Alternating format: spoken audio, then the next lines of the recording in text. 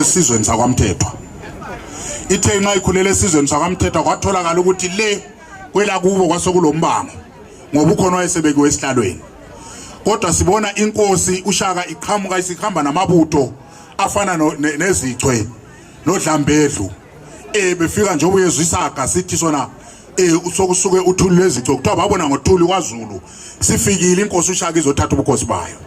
Nakithi khona lapha kulabantu abangabazayo abacabanga ukuthi mhlawumbe inkosi esinayo namhlanje kukhona ukuthatha amachance okukhona empeleni nxa lingahamba lilandele iqiniso lapho elihleli khona lizathola ukuthi kwenziwa konke okusemandleni ukuthi kuzokutholakala inkosi yethu.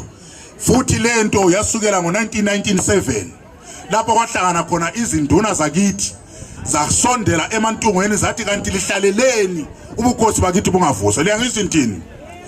Ngoba abanengi bacabanga ukuthi into yaseGoli njengoba khona bakuthiwa into yasemafletini. Kwahlala izinduna zakhuza ukuthi sekuhlala isikhathi eside kungela muntu kungela nkosi kwelakithi. Kulapho kwaqala khona uhlelo lwathathwa ngamantunga kwaphuma iqoqo lahamba layofuna umntwana. Njengoba ngiculile ngathi mina induku kuthiwa yasala endlini yenkosi lobhekula induku yobukhosi. Kwalandela lezo nhlelo kwahanjwa kwaze kwatholakala ukuthi uCecil John Rose wayesebhuqabhuqisiwe sakithi esebona seqede ngamaqhawe wasebuza ebantwaneni benkosi kumadodana enkosi ukuthi kambe ngobani abanawo amandla ukuthi bangathatha ubukhosi babuvuse. Wasekhonjwa amadodana enkosi onjube nongubo yenja nomphezeni noSitojiwe. Wasethatha laba abanye wabasa khonale eCape Colony ngenhloso yokuthi wayefuna ukuthi kuphele ngobukhosi bakithi. Yikho ke kuthe nqama ntunga isehamba isiyadinga awuqedelele mntakababa ulwazi lamatimande.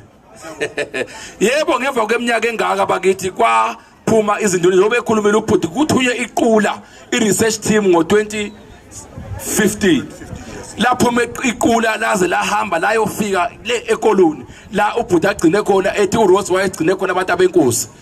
Kwaze kwafika esikhathini sokuthi ngo2017 kumenyezelwe igama lengonyama ebusayo manje. Yebo kunjalo kuze kufike manje ke siyakwazi ukuthi banenge abantu abalalela abantu abafuna ukuthi beba divert ingqondo zabo. Kodwa kumangalisi phela the history is repeating itself. Basho kanjalo ngesilungu angithi ngoba na inkosi uMakhobolondo nxa yayingena embusweni akuzange kube lula fokaNgwenya. Akaze kwaba lulungile akuzange kube lula njengoba uzobona phela sihlala silwa ngisho abafundisi bayalo kunjalo impela abafundisi bayalo nabayala abafundisi sihlala sihlekisana nezizwe zakomasuku lapha sithi thina zingamavukela mbuso ngoba okhokho babo bangabanye abazange bavume ukuthi inkosi uMakhobolondo ingene esihlalweni sayo. Kunjalo ulwazi ngoba lokunzima obukhulu kakhulu esibubona namhlanje busele. So sithi thina kumangalisi lokho vele ubukhosi buqiniswa ngakho ukuthi kube lama divisions phakathi.